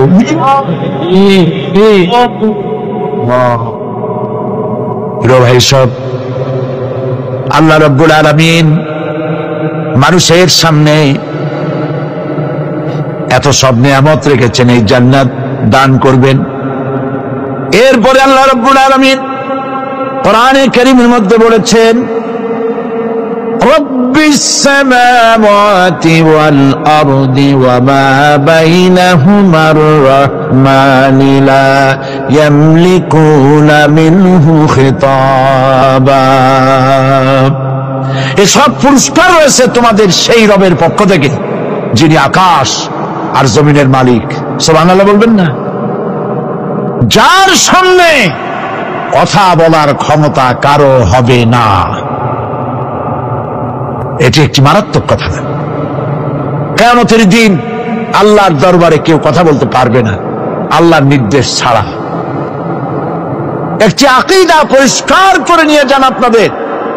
সে আকীদাটা এভাবে পরিষ্কার করুন, কোন পীর সাহেব, কোন খাজা বাবা, কোন মাওলানা, কোন মুহাদ্দিস, কোন বুজুর্গ আপনাকে সুপারিশ করতে পারবে না, যদি না আল্লাহ পাক তাকে কথা বলার তৌফিক না দেয়। মনে থাকবে এটা। আয়াতুল কুরসির ভিতরে আমরা পড়ি, মান যাল্লাযী ইয়াশফাউ ইনদাহু ইল্লা বিইজনিহি। আল্লাহ পাক বলেছেন কিয়ামতের দিন আল্লাহর দরবারে কার সাহস আছে কথা বলতে পারে? মান যাল্লাযী ইয়াশফাউ ইনদাহু ইল্লা বিইজনিহি। আল্লাহর ওয়াদা ছাড়া, হুকুম ছাড়া আল্লাহর সামনে কথা বলার সেদিন কেউ থাকবে না। সুবহানাল্লাহ। কেউ কথা বলতে পারবে না। সুপারিশ করতে হবে, আল্লাহ যারে বলেন তুমি করো, অমুকের জন্য করো, সেই ব্যক্তি শুধু তার জন্যই করতে পারবে, আর কেউ কথা বলতে পারবে না। সেই কঠিন হাসরের ময়দান, যেদিন শুধুমাত্র আল্লাহ পাক কথা বলবেন, আর যারে বলতে বলবেন সেই কেবলমাত্র বলতে পারবে। সুপারিশ এটি আল্লাহ পাক কিয়ামতে পারমিশন দিলে বলা যাবে। হযরত ইব্রাহিম আলাইহিস সালাম কিয়ামতের দিন তার নিজের পিতা সম্পর্কে সুপারিশ করবেন। রব্বুল আলামিন, আমার আব্বার জন্য সুপারিশ করতেছি, মেহেরবানি করে জাহান্নাম থেকে তারে আপনি রক্ষা করুন। আল্লাহ রব্বুল আলামিন বলবেন, ইব্রাহিম তোমার সুপারিশ মঞ্জুর হবে না। প্রিয় ভাই সব, একটু মাথা খাটান, চিন্তা করেন। উলুল আযম পয়গম্বর, জাতির পিতা। কে জাতির পিতা? চিল্লায় বলুন, কলিজা সাফ করে ফেলুন। মুসলমানদের জাতির পিতা হাবিজ কেউ হতে পারে না। মিল্লাতা আবিকুম ইব্রাহিম। ইব্রাহিম আলাইহিস সালাম এই মিল্লাতের পিতা। সুবহানাল্লাহ। হযরত ইব্রাহিম আলাইহিস সালাম কিয়ামতের দিন বলবেন, আল্লাহ আমার আব্বার জন্য সুপারিশ করছি। আল্লাহ পাক বলবেন মঞ্জুর হবে না। আজর তোমার পিতা হতে পারে, কিন্তু আমার খলিলকে আগুনে ফেলার জন্য নমরুদকে সে সহযোগিতা করেছে, আমি তোমার পিতাকে ক্ষমা করব না। নবী করিম সাল্লাল্লাহু আলাইহি সাল্লামকে সাহাবায়ে কেরাম জিজ্ঞেস করেছেন, হে রাসূল, আপনার আব্বা এবং আম্মার অবস্থা কি হবে? নবী করিম সাল্লাল্লাহু আলাইহি সাল্লাম কেঁদে ফেলেছেন, সব বলেছেন, আমি তাদের কোনো উপকারে আসব না। আল্লাহু আকবার। আপনি মনে করছেন নাকি যে ইয়া নবী সালাম আলাইকা বলি অমনি নবী সুপারিশ পাবেন? এত সহজ। কতগুলো রসগোল্লা খাইলেন আর বড় একটা মিছিল করলেন, আর অমনি চলে যাবেন। পৃথিবীর সব মানুষ, সাহাবায়ে কেরাম বাদ দেন, পৃথিবীর সমস্ত মানুষ একত্রিত হয়ে আবু তালেব রাসূলুল্লাহকে যে ভালোবেসেছেন, ওর 1000 ভাগের 1 ভাগও সারা দুনিয়ার মানুষ রাসূলুল্লাহকেই ভালোবাসতে পারবে? পারবে? নিজের ছেলে আলীকে, আলী রাদিয়াল্লাহু তাআলা আনহুকে আলাদায় বিছানায় শোয়াইয়া ছোট্ট মানুষ হযরত আলী আলাদা জায়গায় রাখিয়া মুহাম্মদুর রাসূলুল্লাহ সাল্লাল্লাহু আলাইহি ওয়াসাল্লাম এতিম মানুষ তারে কলিজার সাথে বুকের মধ্যে আশ্রয় দিয়ে আগলে রেখেছেন বুক করে। সেই আবু তালেব মৃত্যুর সময় নবী করিম সাল্লাল্লাহু আলাইহি ওয়াসাল্লাম বলেছিলেন, চাচা একটি বার আমার কানে তাওহীদের কালেমা শোনায় দেন। আবু তালেব তার কিসমতে ছিল না কালেমা। মরে যাওয়ার পর একজন সাহাবী বলেছিলেন, ইয়া রাসূলুল্লাহ, মৃত্যুর সময় আবু তালেবের মুখ আমি নড়তে দেখেছি, তিনি কালেমা পড়েছেন সম্ভবত। রাসূলুল্লাহ সাহেব বলেছেন, আমি শুনি নাই। এত ভালোবাসার পরও হাদিস শরীফে এসেছে আবু তালেব জাহান্নামে যাবে। কোথায় যাবে? জাহান্নামে। সবচাইতে কম আযাব হবে কার? আবু তালেবের। কম আযাবটা কি? হাদিস শরীফে এসেছে কম আযাব হলো জাহান্নামের আগুন দিয়ে এক জোড়া জুতা তৈরি করে আবু তালেবের পায়ে পরিয়ে দেওয়া হবে। সেই জাহান্নামের আগুনের তৈরি করা জুতার তাপে আবু তালেবের মাথার ঘিলুগুলো টকবক করে বউ পড়তে লাগবে। এত ভালোবেসে যদি কিয়ামতে উপায় না হয়, আপনি ইয়া নবী সালাম আলাইকা, ইয়া রাসূল সালাম আলাইকা আর কতগুলো জিলাপি খাইলেন, বড় একটা মিছিল করলেন। প্রিয় ভাই সব, এইসব বেদাত ছাড়ুন, এগুলি সুস্পষ্ট বিদআত।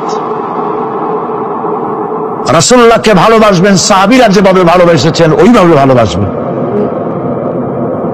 আল্লাহ রাব্বুল আলামিন বলেন, যালিকাল ইয়াউমুল হক ফামান শাআ আত্তাখাযা ইলা রাব্বিহি মাআবা। এই দিনটি অবশ্যই আসবে, সেদিনটি নিশ্চিতভাবে আসবে। আর এখন যার ইচ্ছা সে তার রবের দিকে অগ্রসর হোক। ইন্না আনজারনাকুম আযাবান করিবান ইয়াওমা ইয়ানজুরুল মার'উ মা কদ্দামাত ইয়াদাহু ওয়া ইয়াকুলুল কাফিরু ইয়া লাইতানি কুনতু তুরাবা।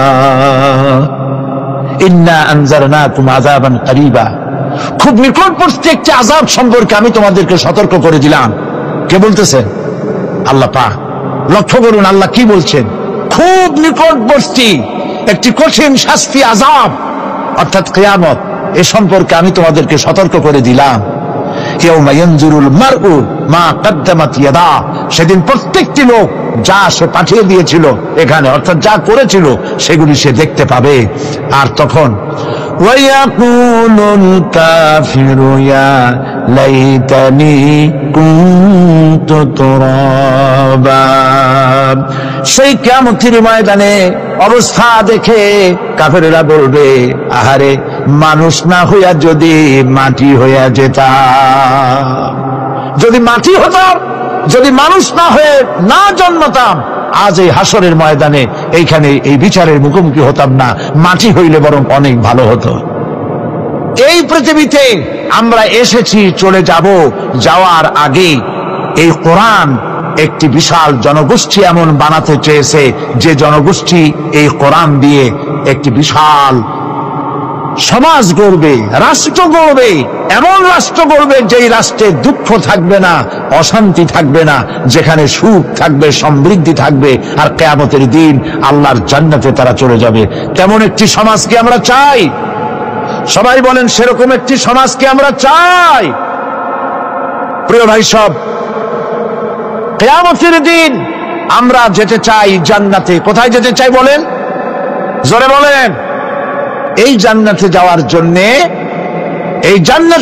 জন্য দুইটা কাজ করতে হবে। কয়টা কাজ? আল্লাহ রাব্বুল আলামিন বলেন, ফামান কানা ইয়ারজু লিকাআ রাব্বিহি ফালইয়ামাল আমালান সালিহান ওয়া লা ইউশরিক বিইবাদাতি রাব্বিহি আহাদা। আল্লাহ পাক বলেন, যে বাজারা আমার সঙ্গে দেখা করতে চায় কিয়ামতে, দুইটা কাজ করা লাগবে। বলেন কয়টা কাজ? একটা হলো নেক আমল। কি আমল বলেন? নেক আমল। নেক আমল কারে বলে? নেক আমল করতে হলে আবার দুইটা শর্ত লাগে। এক নম্বরে কাজটা করতে হবে আল্লাহরে খুশি করার জন্য। কারে খুশি করার জন্য? একটা মাদ্রাসা বানাইছি যাতে লোকেরা বলে যে বড় একটা মাদ্রাসা বানাইছে, এই জন্য মাদ্রাসা বানাবেন, মসজিদ বানাবেন, হসপিটাল বানাবেন, যা কিছু করেন নিয়ত হবে আল্লাহকে খুশি করা। নিয়ত হবে কারে খুশি করা? আল্লাহ পাককে খুশি করা। এই হলো নেক আমলের প্রথম শর্ত। কাজ হবে আল্লাহকে খুশি করার জন্য। দুই নম্বরে কাজটি হতে হবে সুন্নতে নববী সাল্লাল্লাহু আলাইহি ওয়াসাল্লামের উপরে। মনে থাকবে, দাড়ি রাখবো। কেন রাখবো? রাসূলের সুন্নাত। রাখবো কারে খুশি করার জন্য? আল্লাহকে খুশি করার জন্য। রাখবো কার মতো? রবীন্দ্রনাথের মতো, কার্ল মার্কসের মতো, কবির মতো নয়। রাখতে হবে কার মতো?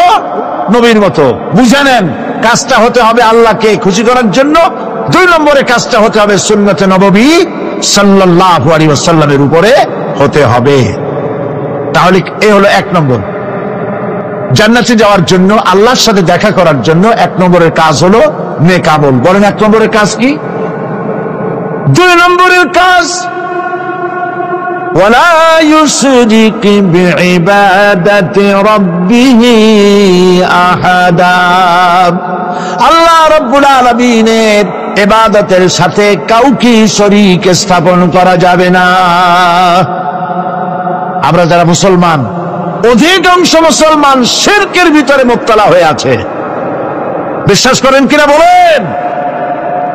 কাফেররা তো মুশরিক আছেই, ওরা তো মুশরিক আছেই, কিন্তু আমরা মুসলমানেরা আমাদের আমলের মধ্যে আমাদের অজান্তে সবের নিয়তে অনেক শিরক আমরা করে বসি। নাউজুবিল্লাহ। বলেন নাউজুবিল্লাহ। এই জন্য আমি বারবার সতর্ক করি, নিজেকেও করি, আপনাদেরকেও করি। এই কারণে করি, শিরকের গুনাহ আল্লাহ মাফ করবেন না। ইন্না শিরকা লাযুলমুন আযীম। শিরক মস্ত বড় অপরাধ, জুলম, আল্লাহ মাফ করবেন না। আল্লাহর কাছে কান্দে কান্দে মাপ চাওয়া লাগবে যে আল্লাহ শিরক থেকে আমাকে রক্ষা করো, বাঁচাও। অনেক গোপন শিরক আছে। মাজারে যান, পীর সাহেবের কাছে যান, মনে যদি নিয়ত থাকে উনি ফু দিলে আমি ভালো হবই, উনি তাবিজ দিলে আমার বাচ্চা হবেই, উনি আমারে দয়া করলেই আমার ব্যবসায় উন্নতি হবেই, এইটার নাম শিরক। এটার নাম কি? ওয়াইজা সাআলতা ফাসআলিল্লাহ ওয়াইজা ইসতাআনতা ফাসতাইন বিল্লাহ। যা বলার আল্লাহরে বলো, আর যা চাওয়ার কার কাছে চাও? চিল্লা বলেন। কলিজাটাকে পরিষ্কার করে দেন আজকের মাহফিলে। এই কলিজায় কারো প্রতি কোনো ভয় রাখবো না আল্লাহ ছাড়া। ভয় করবো কারে বলেন? মহব্বত আল্লাহ ছাড়া, এত বেশি মহব্বত আর কাউকে করবো না। আল্লাহ তাআলা আমাদের কলিজায় তোমার ভয় এবং মহব্বত দিয়ে ভরে দাও। রাসূলের মহব্বত দিয়ে আমাদের দিলকে ভরে দাও। বিশ্বাস করুন ভাই সাহেব, কোরআন শরীফ আমার সামনে, বিশ্বাস করুন। দেশি পীর, বিদেশি পীর, খাজা বাবা দেশি এবং বিদেশি, কেউ আপনার ভাগ্য বদলাই দিতে পারবে না। এই পিছনে দৌড়ায় দৌড়ায় কোনো লাভ নয়। এতক্ষণ মসজিদের ভেতরে বসে আল্লাহর কাছে কাঁদেন। ওয়াকালা রাব্বুকুম উদউনি আস্তাজিব লাকুম। তোমার রব বলেছে আমারে ডাকো, আমি ডাকের সাড়া দিয়ে দেব। সুবহানাল্লাহ। আর আল্লাহ বলেছেন আমার ইবাদতের সাথে কাউকে শরীক করবে না। ক্ষমতা আলাইসাল্লাহু বিকাফিন আব্দা।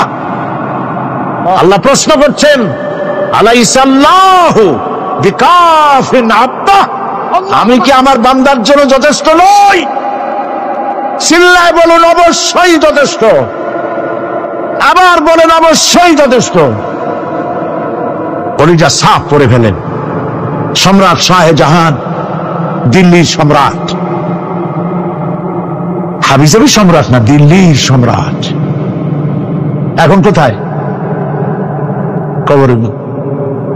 কবি বলতেছেন, শাহনে জাহাঁ কো जिन्हें फक्र से देते थे बाज, शाहने जहां को जिन्हें फक्र से देते थे बाज, वाज कब्र में है सूरह अलहम्दु की मोहताज। সারা ভারতবর্ষ যারা ট্যাক্স দিয়ে নিজেকে সৌভাগ্যবান বলে মনে করত, সে আজ কবরের মধ্যে ভিক্ষুকের মতো সূরা আলহামদুর মতো একটি সূরার মুহতাজ হয়ে ভিক্ষুকের মতো শুয়ে আছে।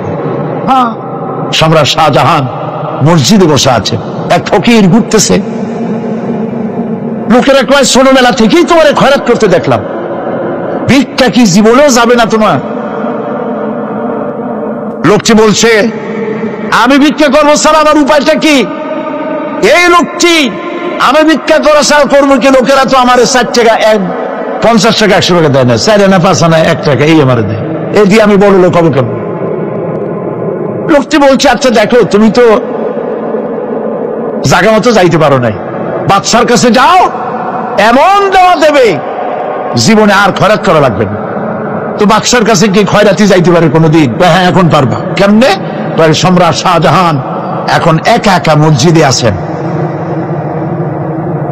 তখনকার এসব বাদশারা অনেকে নামাজি ছিলেন, দিনদার ছিলেন।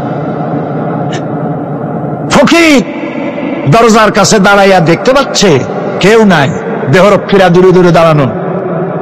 বাদশাহ মসজিদের ভেতরে বসে হাত তুলে ঝুলতেছে আর কাঁদতেছে, চোখের পানি দিয়া দাঁড়িয়ে ভিজে ভিজে পড়ছে। এই দৃশ্য অনেকক্ষণ দেখলো ফকির। কিছুক্ষণ পর সম্রাট শাহজাহান মসজিদ থেকে বেরিয়ে আসছে। ফকির বলছে, আসসালামু আলাইকুম হুজুর। তিনি বললেন, ওয়ালাইকুম আসসালাম, চলে গেল। বাদশা বলল, আমার কাছে তো কেউ আইসা কিছু না চাইয়া তো যায় না, এর দেখলাম খয়রাতির মতো কিছু চাইলো না, বেটা ভয় করলো নাকি? আমি আদিক আসো। আসছে। ভয় পাইছো? কয় না, ভয় পাইনি। তো কিছু যে চাইলে না? ফকির বলছে, জাহাপানা সত্যিই কিছু চাইতে আসছিলাম, তারপর চাইলে না কেন? ফকির বলছে, জাহাপানা সারা জীবন ভিক্ষা করেছি, আর আজ দিল্লির সম্রাটের কাছে বেশি পাওয়ার লোভে এসেছি না, কিন্তু আপনার দশা দেখা আমার জ্ঞানের চোখ খুলে গেছে। আমি লক্ষ্য করে দেখলাম, আমি সম্রাটের কাছে চাইতে এসেছি, হাত তুলি নাই, বিনয় প্রকাশ করি নাই, চোখের পানি ফেলি নাই, কিন্তু লক্ষ্য করে দেখলাম দিল্লির সম্রাট আমার চাইতেও বড় ভিক্ষুকের মতো। আবার কোন সম্রাটের কাছে হাত তুলা কান্দে? আমার জ্ঞানের চোখ খুলে গিয়েছে, আমি বুঝতে পেরেছি সম্রাট কান্দে যেই সম্রাটের কাছে, তারে ছাড়া আর কারো কাছে জীবনে চাইব না। এই কথাই সূরা ফাতিহায় প্রত্যেক দিন পড়ি, বুঝি না কি পড়ি। ইয়াকা না'বুদু ওয়া ইয়াকা নাস্তাঈন। আয় আল্লাহ, একমাত্র তোমার গোলামি করি আর তোমার কাছে সাহায্য চাই, তুমি ছাড়া কারো কাছে সাহায্য চাই না। কলিজা সাফ করুন। কোন মরা পীর, কোন জিন্দা পীর আপনার মনের আশা পুরা করতে পারবে না, পারবে না, পারবে না।